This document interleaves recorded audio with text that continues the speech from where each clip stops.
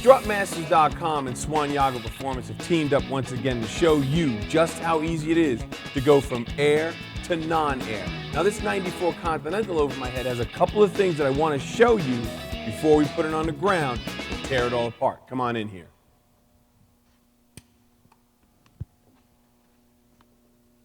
This little switch right here is your air switch. Now we've already cut the line out just to keep it out of the way, but it's a two-post turn. You turn it once, it'll come out, if it wants to. It'll pop out when the air comes out, like that, and then you turn it one more time, and the clip, and the whole plug will just come right out.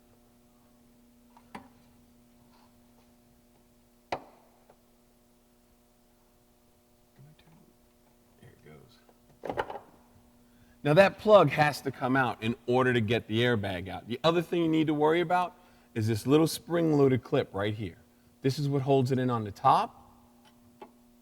You just push it in. It's real easy to do, and it'll release it. But before you get to the top and take that clip out, you need to drop the bottom.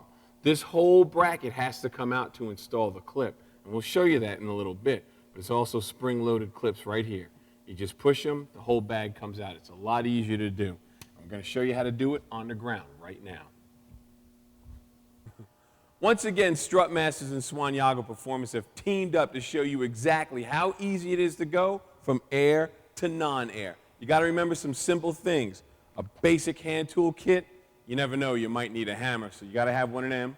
A good wrench set, and the parts. And here's our parts kit for this 96 Lincoln. All we got to do is bust it open and see what we got. Hey, this razor's really sharp. Oh yeah, we've got the spring kit here. I'll cut this side off here. Here's our spring kit with our rubber stoppers, which is very important, because this is going to go on the bottom of the control arm, because this car does have independent rear suspension. This will go on the bottom of the control arm to locate the spring, so it's kind of a dampener. And something that's really important with these Strutmaster setups is orientation of the springs. Now, when you orientate the springs, you always want to make sure that the letters are facing the back of the car. It's really important because if you have one where the letters are facing forwards or to the side and the other one facing back like it's supposed to, the car could set uneven. And then you're going to be calling the tech line wondering why your car isn't sitting right. So it's really important to take notice of that. Something else that's really important in this whole setup, the instructions. Read the instructions. It's got the information that you need, where to turn off the switch for the ride control, where to cut the wire that's underneath the dashboard so your air pump doesn't work constantly and burn up. Really good information. Make sure you read the directions. Now we're going to do this install the way you would do it in your driveway or in your garage. On the ground with a floor jack and a set of jack stands. So it might take a little bit longer, so don't forget to map out your weekend or your time off accordingly. Because it's going to take you roughly 3 hours to do this job with the basic hand tools. You figure an hour aside. We'll go 4 hours just to make it easy. 4 hours, front, back, and the rear. Hour wheel. It's real easy. So let's get started. I'm taking my springs out of here. Something that's really important when you're doing these air ride setups, you have to turn the air system off. There's a switch back here in the trunk. It's just a little on-off toggle switch. Rocker switch, I'm sorry. It's just a little rocker switch, you turn it off. Now, the reason why you want to turn it off is because when you're working on the vehicle and you jack the vehicle up, the air system is going to want to work. It's going to want to try and level the car if you leave the system on. It's really important. You ever go to a tire store and they put your car in a two-post lift? They pick the thing up, the wheels hang down. If they don't turn that switch off, your air system's going to run because your car is thinking that it's not on the ground, so it's going to want to level off the whole vehicle. That's how you blow an airbag. I was talking to a friend of mine. He actually told me he was working in a dealership. They picked up the car, didn't turn off the switch, put the car back down. It was bottomed out like ours is. So it's really important to make sure that you ask that question just as a regular consumer. Our switch is off. Next step, jack it up, start replacing parts. The first thing you want to do is loosen your lug nuts. And the reason why you want to do it with the weight on the vehicle is this way you can loosen them. I couldn't get the floor jack underneath the rear end like I wanted to, so I jacked it up behind the bumper. I had a smaller set of jack stands that I put underneath the frame rails when I got it high enough, which allowed me to get the rear end lifted up by the floor jack. Then I took my bigger jack stands and I put them underneath the frame rail. Instead of putting them under the rear end like most guys would do, I put them underneath the frame rail for one very simple reason. This rear end has to be able to hang down at the appropriate time so I can take the air springs out.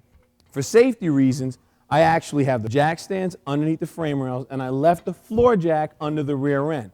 That's strictly for safety. Just in case something happens, I've got 3 points holding the back of the car up. It's for my safety and it's yours. Safety is the #1 priority when doing any kind of job on a car. Okay, we've got the switch turned off for the air ride sensors, so now the system isn't trying to work while we're taking the airbag off. We've already taken care of the line and the plug. I showed you that earlier on the lift. Now we're down to taking out the actual airbag itself. There's 3 bolts. There's 2 on the back side on the arm, and then there's 1 up front. You have to take those 3 bolts out, and then this cradle will actually be loose. See, it's moving. Then you take the spring clip that's on top, that's part of the bag. You can press the little springs there. It'll release the bag, and the bag will actually come out along with this lower cradle. Then you're ready to start your install. So let's get this bag out.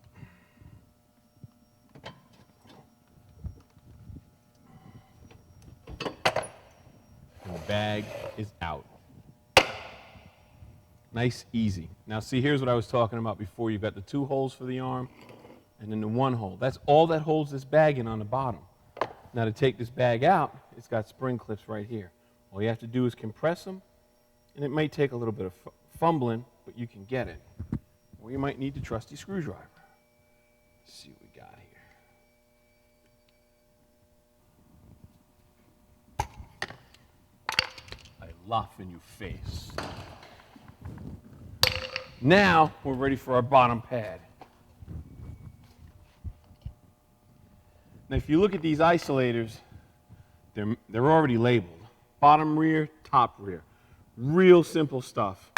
All you got to do is take the appropriate one. Goes right in there like that. Real simple.